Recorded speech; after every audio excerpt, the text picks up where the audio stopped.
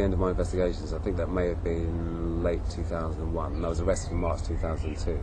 But what happened, I'm told, is that NASA and the various military establishments that I was in shared information, which I think these bodies should do more often, and don't do it enough, just like law enforcement. And realised that whoever had been in the systems was using the same tools, the same program, the same method of entry. And I think NASA knew it was from a United Kingdom IP address. And this is the thing, I wasn't a professional hacker, so I wasn't always covering my tracks and stuff or thinking properly. I was, being in time zones when people were still working in the offices and such.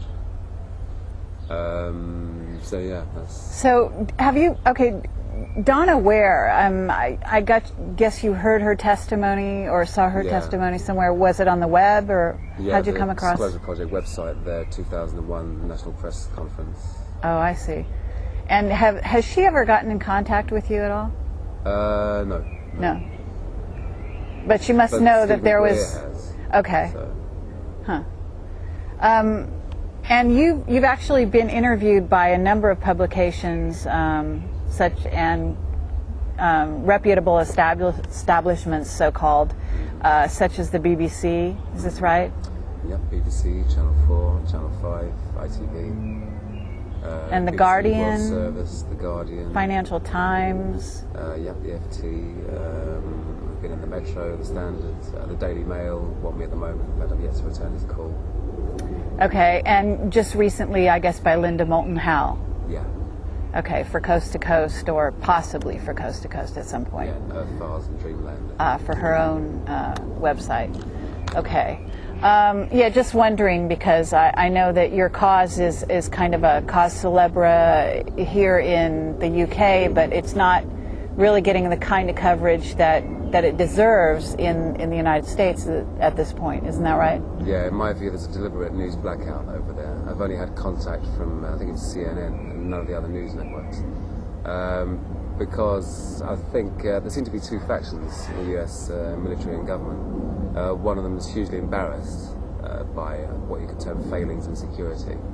No firewalls, no passwords, no security, basically. Especially since 9/11, security should be a lot more strong. And the other faction seems to want it all out in the open and to have a big show trial, a big circus trial, and say this is what happens to hackers. Oh, I see. To use you as a scapegoat kind of a person. Well, that sounds unfair, and it sounds like, just from the most obvious level is that why didn't they just hire you, since you basically pointed out a real hole in the system. They could have brought you on board. It sounds like you're not totally against security, computer security. No, not at all. Uh-huh. And I've got great respect for law enforcement agencies and military agencies, when they're thinking correctly.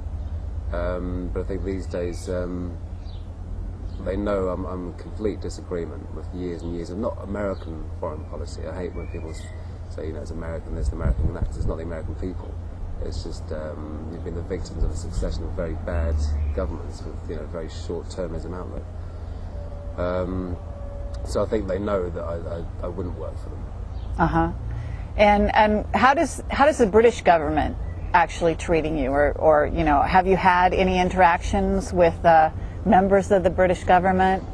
Well, I mean, obviously, write to MPs and that sort of thing. But I am very disappointed when you think the first thing the British government did with this was hand it over on a plate to the American government.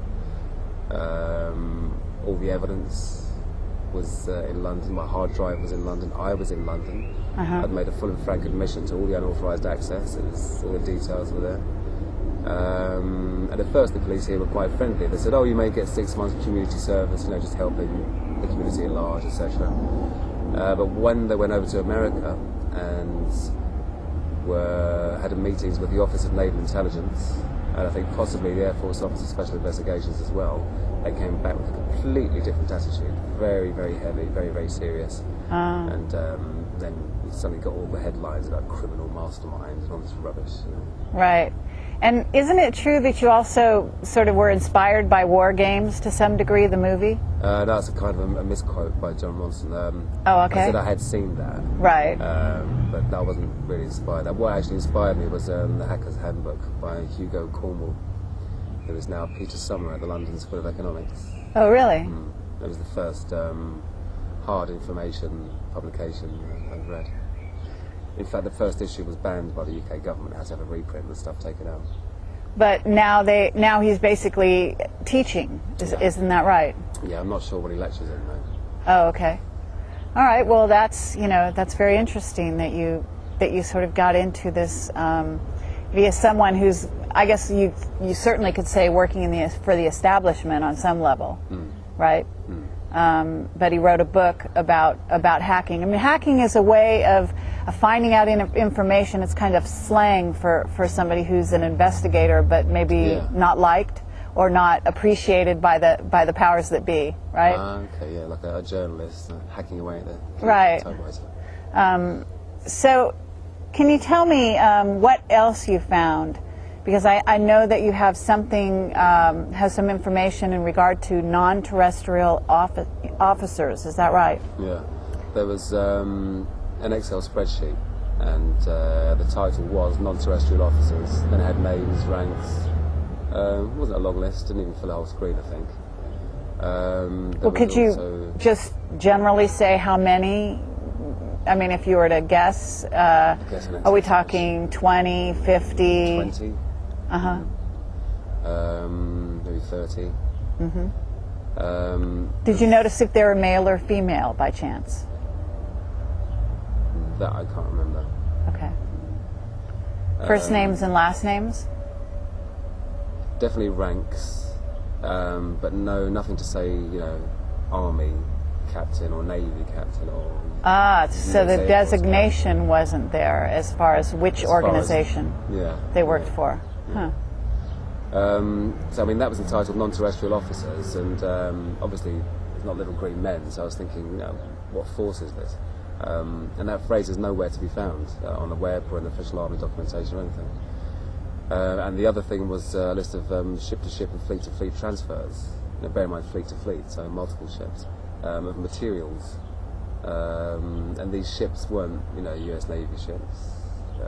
Again, I don't remember any of the names, but I remember at the time looking and trying to match up the names, and there wasn't anything that matched. So, now this theoretically would have been pretty top secret information if indeed non-terrestrial is what it sounds to be, which is off-world, right?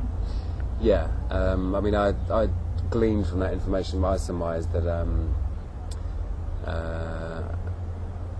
an off-planet sort of space marines is being formed. And if you actually look at DARPA, Defence Advanced Research and Projects Agency literature at the moment in the last few years, and a lot of the government space command stuff, it's all about space dominance. That is really is the final frontier. So I think it's natural for them to want to control space and be developing a space going forward in secret.